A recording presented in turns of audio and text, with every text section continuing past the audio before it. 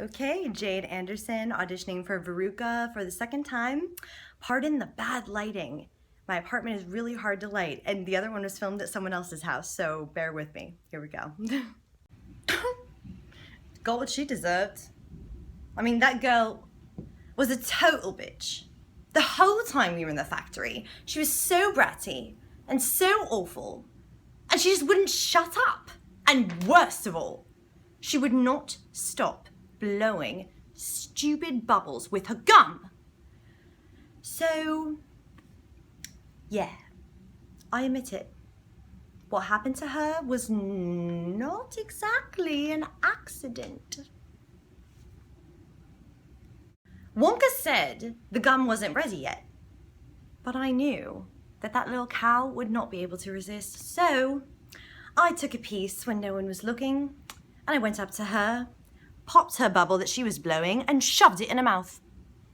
And she looked really shocked, and I just stood there smiling, and I was like, no, chew it.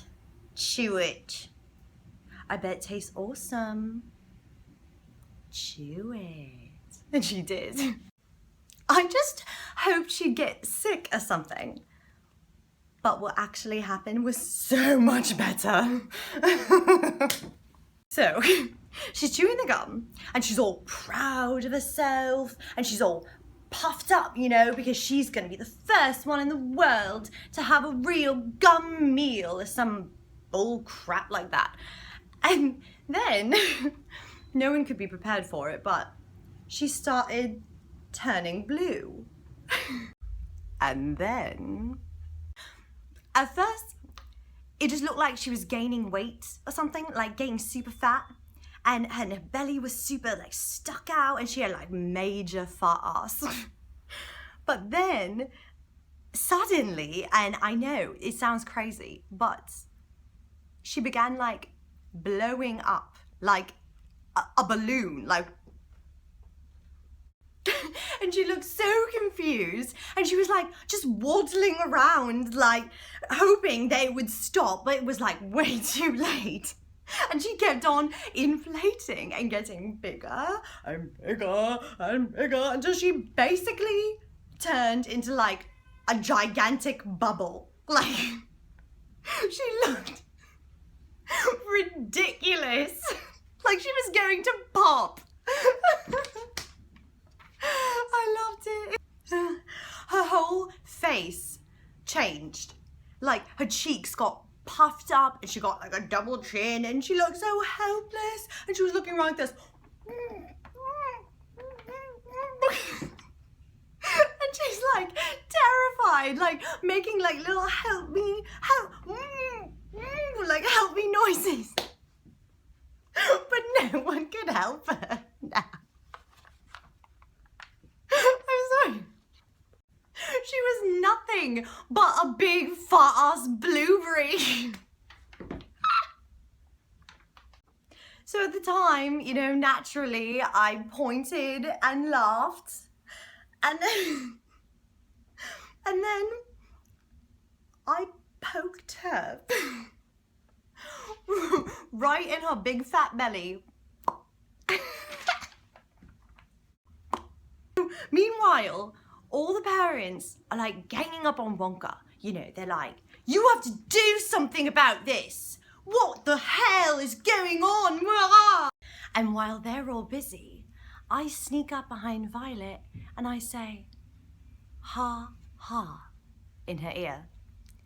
Look what I did to you, you big, fat blimp. And then I shoved her.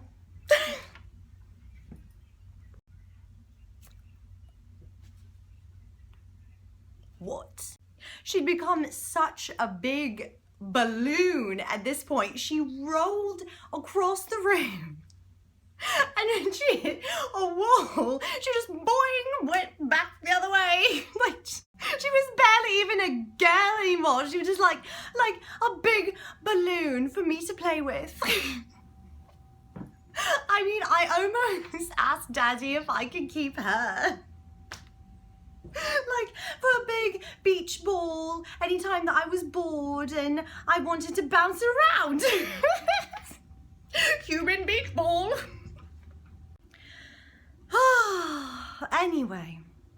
That was years ago.